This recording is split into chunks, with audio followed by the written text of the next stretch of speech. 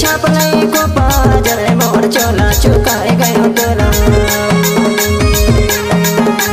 सान ले माटी छापले को पाजर मोर चोला चुकाए गयो तोला आइले बैठले बताइले तिकारा जरे मोर चोला चुकाए गयो तोला आइले बैठले बताइले तिकारा जरे मोर चोला चुकाए गयो तोला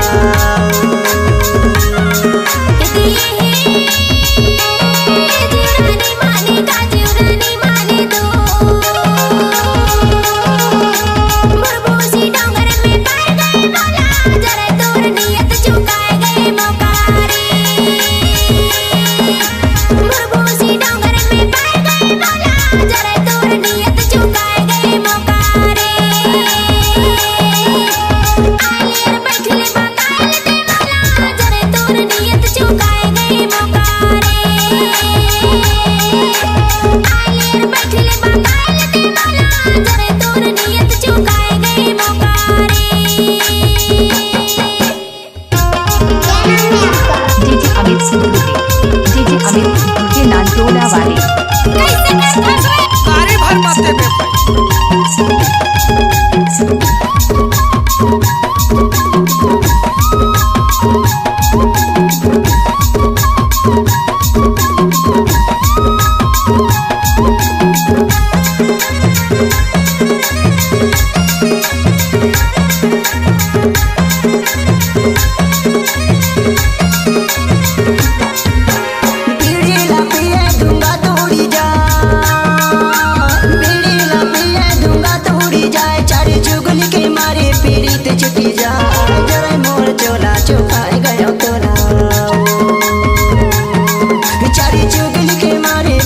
छुट्टी जाए जरा मोर चोला चुकाए गयो तोला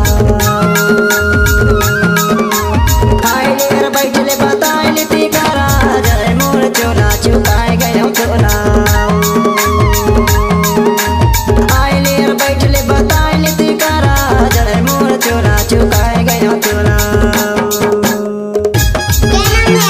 डीजे अमित सिद्धू के नाम टोला वाले